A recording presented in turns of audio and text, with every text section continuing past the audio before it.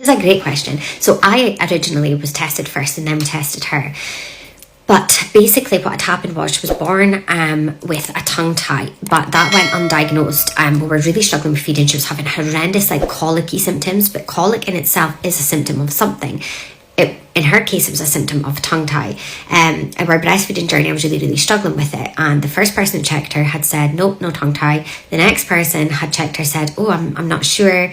The health visitor then had to come, watched her feeding and said, yeah, I can even hear the clicking. So she's got a tongue tie. We got her referral to the hospital. They said, yep, she's got a posterior tongue tie. So we had that cut when she was 4 months old. It took a really long time. And usually they're dealt with really quickly. So she was 4 months old. We had that cut, and it was the day before the world went into lockdown. So we didn't get really good aftercare, unfortunately. So what I did was I came home and I looked online for like support groups for tongue ties, because usually when you have a tongue tie cut, the UK, unfortunately, we're like decades behind in like America, for example, on tongue ties. So the aftercare in America that you get, they give you like different like physio exercises to do. They do stretches, all of this different things. In the UK, they cut it and you're sent home basically. So I went looking for support groups. Now what I did was, there is a different social media site and I searched in there for groups and I searched tongue tie, and what came up was this. I'll add it here. And I started reading, and it said like autism, other things, are they linked? And I was like, oh, hold on. I've obviously got another child with autism. I did have the same feeding struggles with him. He was never diagnosed with a tongue tie though, but I did have the same like excruciating pain, shallow latch. So I wonder if he is a tongue tie. Are these things linked? So I joined this group, and then there was a video pinned in the group, and there were all these questions. I'm going to see if I can find the questions, because I screenshot them at the time, and there was loads of different things, and it was like, oh, have you got this. And I was like, oh my goodness, like that is me, like that, there's so much of that sounds like me. So I spoke to my husband about it, and I was like, oh, I found this, blah blah blah. He's like, oh my god, man, another thing, here we go. Thought that I was just being dramatic, and I'm like, no, I think I should get tested. He was like, crack on. So in the UK, you don't get tested for this. Again, we're decades behind medical advancements that you would see in America.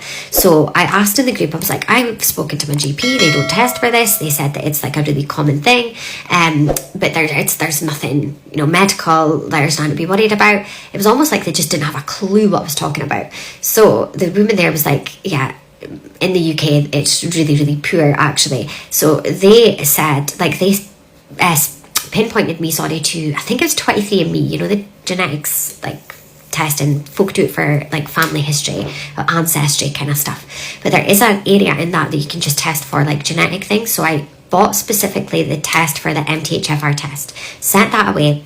While that was away and I was waiting for the results, I just learned more about it. I got like information from the American side of the MTHFR like community, and I just couldn't believe the amount of things that it actually does impact. And it's like basically your whole body is reduced, like you've got a massive reduction in your ability to detox. So anything that you put into your body or you're exposed to, it takes you so much longer to try and get it out of your system. That's when I went and got her tested, and she's also got it. But there were other things, she had other markers. So some of the markers are hemangiomas, so like the strawberry birthmarks. The stork marks is called a stork bite. So when they get like a little red like birthmark on their eyelids, sometimes across their face, there's like a sugar bug vein. So when newborns are born, they get like a little vein across their nose.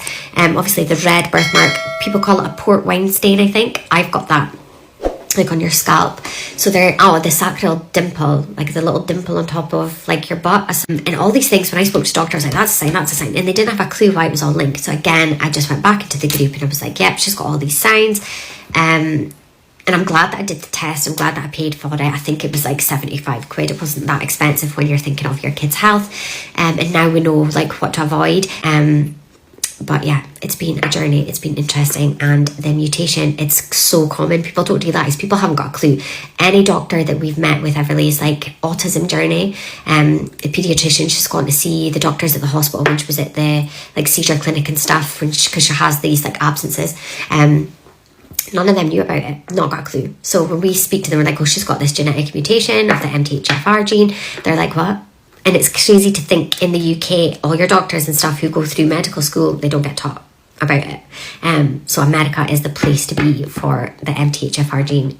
I've learned so much just from the American doctors that you can do like Skype and Team and Zoom calls with, and the information on the support groups that I've found on different social media platforms have been a dream, like a godsend.